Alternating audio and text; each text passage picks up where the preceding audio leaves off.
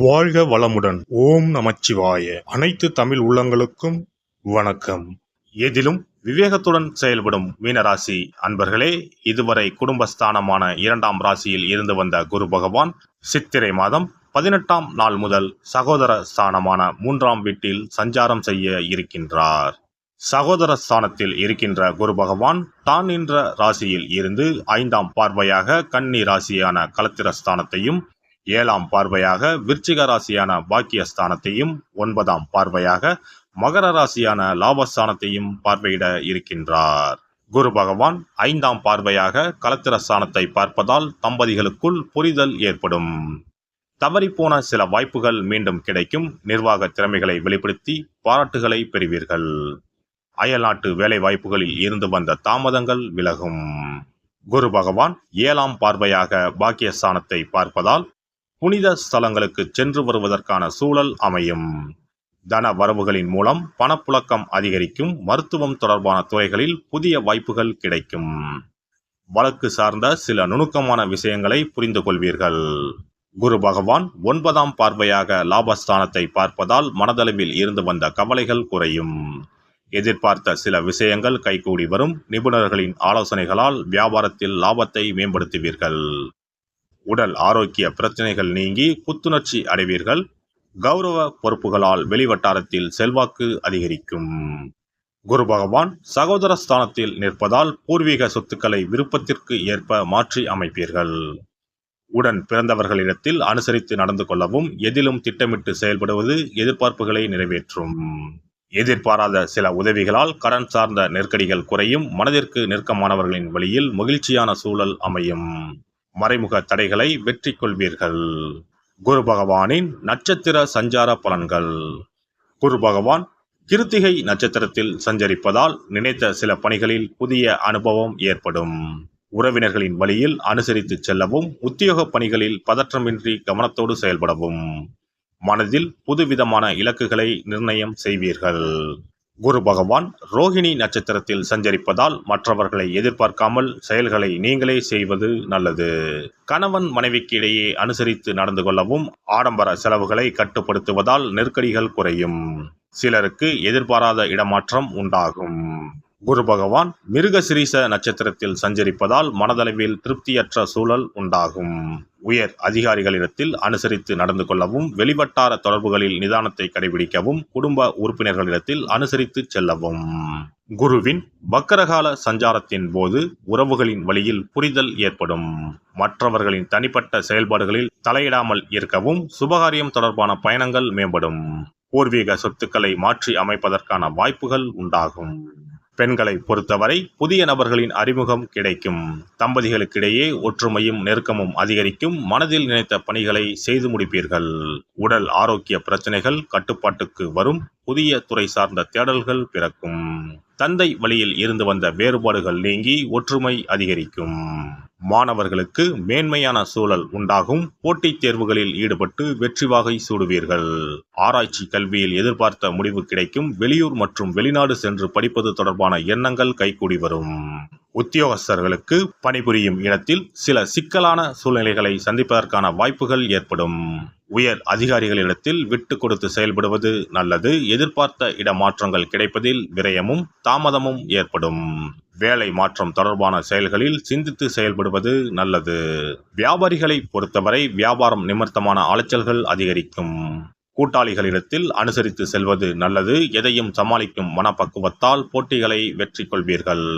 மறைமுக தடைகளால் கிடைக்க வேண்டிய சில வாய்ப்புகள் தாமதமாக கிடைக்கும். அரசு வழியில் எதிர்பார்த்த உதவிகள் சாதகமாக அமையும். கலைத்துறையில் இருப்பவர்களுக்கு அனுகூலமான சூழல் உண்டாகும். உடன் இருப்பவர்களின் ஒத்துழைப்பால் புதிய வாய்ப்புகள் கிடைக்கும். மூத்த கலைஞர்களின் ஆலோசனைகள் நல்ல மாற்றத்தை ஏற்படுத்தும். திறமைக்கு உண்டான பாராட்டுகளும் மதிப்புகளும் கிடைக்கும். அரசியல்வாதிகளுக்கு கட்சி தொடர்பான பயணங்கள் அதிகரிக்கும். உயர்மட்ட அதிகாரிகளின் எண்ணங்களை புரிந்து கொள்வீர்கள். வரவுகளில் இருந்து வந்த தாமதங்கள் விலகும். குடும்பத்தில் உள்ளவர்கள் இடையே ஒத்துழைப்பு கிடைக்கும். நடைபெற இருக்கின்ற குரு பெயர்ச்சியால் உயர் அதிகாரிகளின் ஒத்துழைப்பாலும் சேமிப்புகளின் மூலமாகவும் முன்னேற்றத்தை உருவாக்குவீர்கள். புதிய தொழில்நுட்பம் சார்ந்த விஷயங்களில் சற்று கவனத்தோடு இருப்பது பயனற்ற விரயங்களை தவிர்க்கும். வெள்ளிக்கிழமை தோறும் மகாலட்சுமியை வழிபாடு செய்து வர முயற்சிகளில் இருந்து வந்த தடைகளும் மனக்குழப்பமும் நீங்கி தெளிவுகள் பிறக்கும். இனி குரு பகவானின் அருளை பெறுவதற்கு வியாழக்கிழமையில் எப்படி விரதம் இருக்க வேண்டும் என்பதனை பற்றி காண்போம். குரு பகவானின் அருள் இருந்தால்தான் வாழ்வில் மங்கள காரியங்கள் தடையின்றி நடந்து கொண்டே இருக்கும். இவரின் அருளை பரிபூர்ணமாக பெற வேண்டும் என்றால் அவருக்குரிய வியாழக்கிழமையில் விரதம் இருந்தாலே போதும். குரு பகவானுக்குரிய விரதத்தை கடைபிடிக்க நினைப்பவர்கள் சுக்கிலபட்சம் எனப்படும் வளர்பிறையில் வரும் வியாழக்கிழமைகளில் இந்த விரதத்தை இருக்கலாம். ஒரு வருடத்தில் தொடர்ந்து 16 வளர்பிறை வியாழக்கிழமைகள் வரும். இந்த நாட்களில் விரதம் இருந்தால் எண்ணற்ற பலன்கள் கிடைக்கும். 3 ஆண்டு காலம் இந்த விரதத்தை கடைபிடித்தால் குரு பகவானின் பூரண அருள் வாழ்நாள் முழுவதும் கிடைக்கும். வியாழக்கிழமை விரதம் இருக்கும் முறை. வியாழக்கிழமை அன்று அதிகாலையில் எழுந்து குளித்து மஞ்சள் நிற ஆடை அணிந்து உறுதியாக விரதம் இருக்க வேண்டும். அருகில் உள்ள கோவிலின் நவகிரக சன்னதிக்கு சென்று குரு பகவானுக்கு சந்தனம், மஞ்சள் போன்றவற்றை கொண்டு அபிஷேகம் செய்ய வேண்டும். பிறகு குங்குமப்பூ கலந்த பசும்பாலை கொண்டு குரு பகவானுக்கு அபிஷேகம் செய்து வழிபட வேண்டும். மஞ்சள் நிற பூக்கள் சாற்றி மஞ்சள் நிற இனிப்புகளை நைவேத்தியம் செய்து வழிபட வேண்டும். மாலை நேரத்தில் மஞ்சள் நிற இனிப்புகள், ஆடைகள் போன்றவற்றை வறுமை நிலையில் இருப்பவர்களுக்கு தானமளிப்பது நல்லது. இரவில் உப்பு சேர்க்காத உணவை சமைத்து சாப்பிட்டு வியாழக்கிழமை விரதத்தை நிறைவு செய்யலாம். குரு பகவானை வழிபடும் முறை. குரு பகவானுக்கு தேங்காய் எண்ணெய், நல்லெண்ணெய், நெய் ஆகிய 3ஐயும் கலந்து விளக்கேற்ற வேண்டும். குரு பகவானுக்கு ஏற்றப்படும் விளக்குகளின் எண்ணிக்கை 11 அல்லது 21 இருப்பது சிறந்தது. குரு பகவானுக்கு பிடித்த மலர்கள் முல்லை, மல்லிகை. ஆகையால் அவருக்கு முல்லை அல்லது மல்லிகை மாலையை அணிவித்து கொண்டை கடலையை படைத்து வழிபடுவது சிறந்தது. வியாழக்கிழமை தோறும் சிவன் கோவிலுக்கு சென்று குரு பகவானுக்கு அர்ச்சனை அல்லது கற்பூர ஆரத்தி செய்து வணங்கி வருவது நல்லது. ஆலயங்களில் நவகிரக மூர்த்திகளிடையே உள்ள குருவுக்கு வியாழன் அன்று கொண்டை கடலை மாலை சாற்றி முல்லைப்பூ, சாமந்திப்பூ மற்றும் மஞ்சள் நிற மலர்களால் அர்ச்சித்து வழிபடுவது நன்மை தரும்.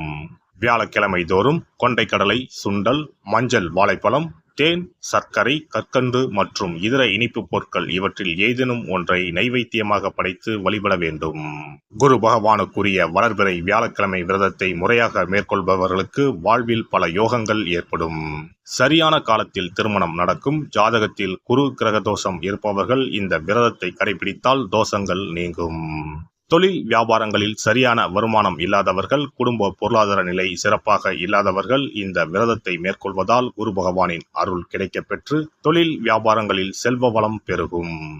எல்லாம் வல்ல இறையருளால் நீங்களும் உங்கள் அன்பு குடும்பமும் உடல் நலம், நீலாயுள், நிறை செல்வம், உயர் புகழ், மெய்ஞானம் ஓங்கி வாழ்க வளமுடன்.